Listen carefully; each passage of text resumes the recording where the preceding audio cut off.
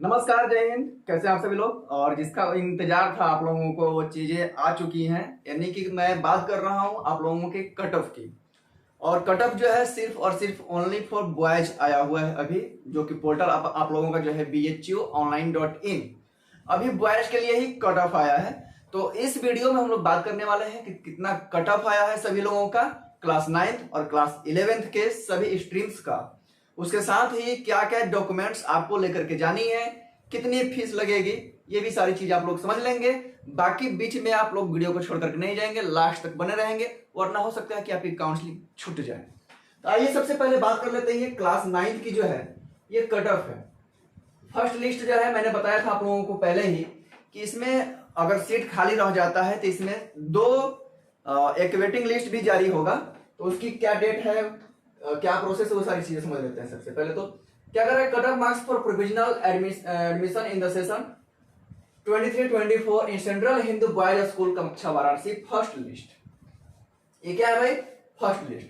तो class 9th के लिए जो अनरिजर्व की जो कट ऑफ है वो 231 नंबर है। एससी का 195, एसटी का 129, OBC non creamy layer NCL 222, EWS का 201 और पीएच का यानी कि अदर्स का जो है 141। बाकी इस सबसे आप लोगों को मतलब नहीं है, ये सब वहां के जो स्टाफ है उनके लिए ये कट ऑफ दिया गया है।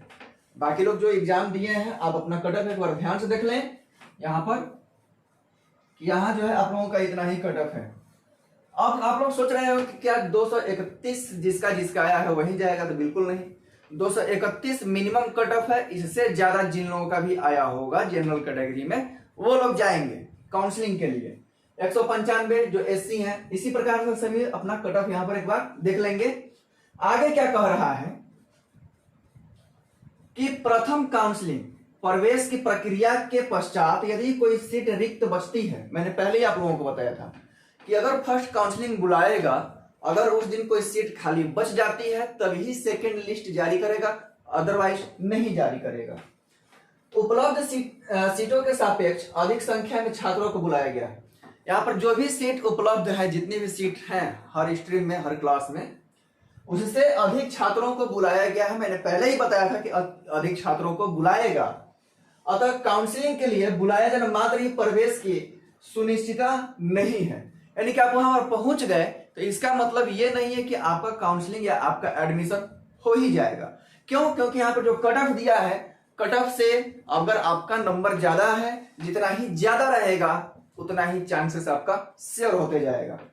बात कर लेते हैं कि आप लोगों का फी क्या लगेगा, क्या लेकर के जाना है। तो मैं हर वीडियो में बताता हूं भाई कि काउंसलिंग का जो टाइमिंग जो दिया हुआ है वो 10 बजे से लेकर के 12 बजे तक, ये तो सबको पता ही होगा कि 10 बजे से 12 बजे तक मैंने हर वीडियो में बताया कि 2 घंटे से ज्यादा काउंसलिंग का समय नहीं है।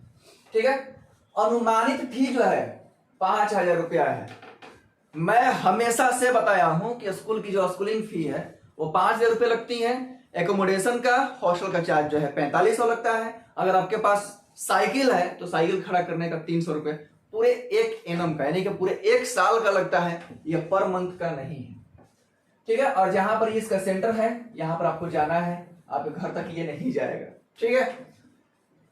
आप यहां पर देखेंगे सेट प्रवेश का रजिस्ट्रेशन फॉर्म एवं प्रवेश पत्र, जो आप लोगों का एडमिट कार्ड, जिस कार्ड से आप लोगों ने एग्जाम दिया है, जब आपने फॉर्म भरा था उस समय की जो आपको एक कॉपी मिली होगी वो भी साथ लेकर जाना है। और लेटेस्ट 4 रंगीन फोटो, ब्लैक व्हाइट नहीं चाहिए, रंगीन चाहिए। ठीक है। कक्षा 8 पास का अंक पत्र, क्लास 8 पास किए होंगे तो उसका अंक पत्र बना होगा। ठीक है। अंक पत्र, टीसी, सारी चीजें मिली होंगी। अंक पत्र का मतलब क्या है, यहाँ पर मार्कशीट है। ठीक है। अंक पत्र का मतलब क्या है, यहाँ पर मार्कशीट है 8 क्लास का, और उसके साथ ही उसका छाया प्रति, मूल प्रति दोनों लेकर के जाएंगे। पूर्व विद्यालय द्वारा जारी किया कोई ऐसा प्रमाण पत्र जिसमें छात्र के जन्म तिथि का उल्लेख हो तो आप अपना आईडी ले सकते हैं। ठीक है। आईडी कार्ड जिस पर जन्म तिथि लिखा हो। और यहाँ पर दिया है कि ओबीसी, एनसीएल, बाकी की जो कैटेगरी है अपना केंद्र सरकार के निर्धारित प्रारूप के सक्षम अधिकारी द्वारा जारी उनकी कैटेगरी से संबंधित न्यूनतम प्रमाण पत्र। मैंने बताया था कि भाई कास्ट सर्टिफिकेट बनवा लीजिएगा, तो बनवा लिए होंगे आप लोग। दिव्यांग कैटेगरी के प्रमाण पत्र विकलांगता का प्रतिशत कम से कम 40% या उससे अधिक का होना चाहिए, और ये भी उनको कागज बनवाना पड़ेगा। कहां से भाई?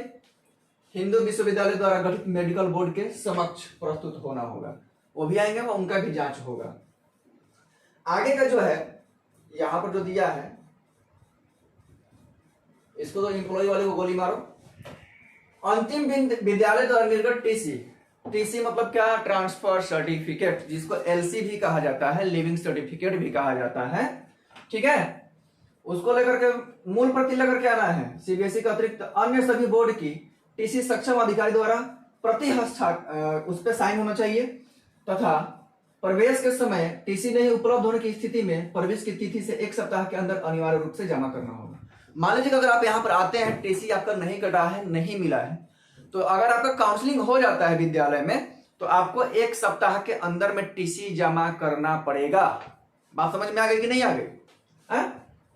अंतिम विद्यालय द्वारा जारी चरित्र प्रमाण पत्र, वहां से जो आपका कैरेक्टर सर्टिफिकेट बनेगा कि अच्छा बच्चा है, भोला बच्चा है, ऐसा थोड़ी गैंगस्टर लिखवा के आएगा उधर से। क्या कर रहा है कि अभ्यर्थी अपने आधार कार्ड की मूल प्रति एवं छाया प्रति आधार कार्ड के साथ लेकर के आना है, और साथ ही छाया प्रति का मतलब क्या होता है?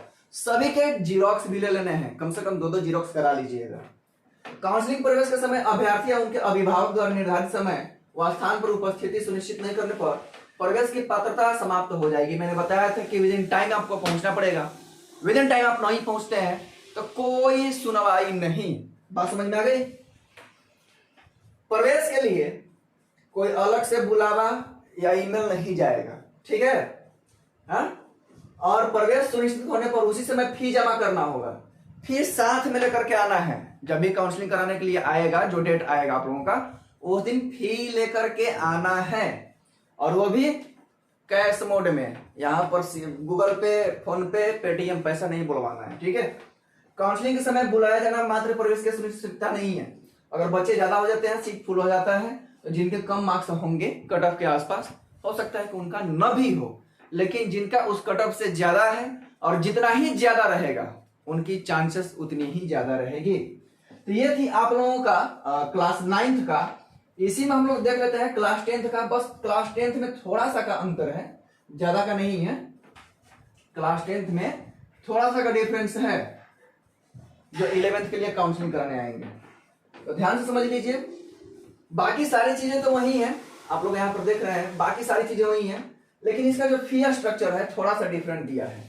और फी स्ट्रक्चर जो है 5000 ही लगेगा, लेकिन अगर आप एक्स्ट्रा कोई इसमें से कंप्यूटर विज्ञान का चयन करते हैं, कंप्यूटर सीखने के लिए बोलते हैं, तो उस समय जो है आपका 3000 रुपये फी जो है बढ़ जाएगा, और टोटल आपका फी जो हो जाएगा, कितना हो जाएगा भाई?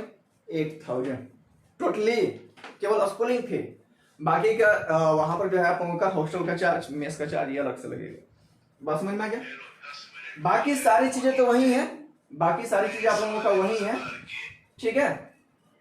बाकी सारी चीजें वही दिया है। चलिए इसके भी हम लोग कट ऑफ पर थोड़ी सी चर्चा कर लेते हैं। और ये ध्यान रखिएगा, ये सिर्फ और सिर्फ बॉयज के लिए है, ये सिर्फ और सिर्फ बॉयज के लिए है।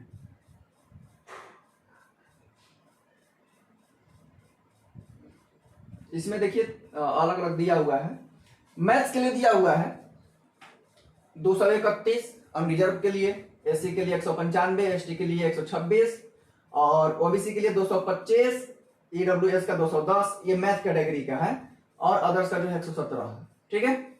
आगे देखेंगे यहाँ पर बायोलॉजी ग्रुप का अनरिजर्व का 243 है, यानी कि इससे ज्यादा ही होने पर आप लोग एडमिशन ले सकते हैं। एससी का 213, इस प्रकार से आप लोग देख लीजिए, क्योंकि ज्यादा टाइमिंग लग जाएगी आप लोगों को समझने में।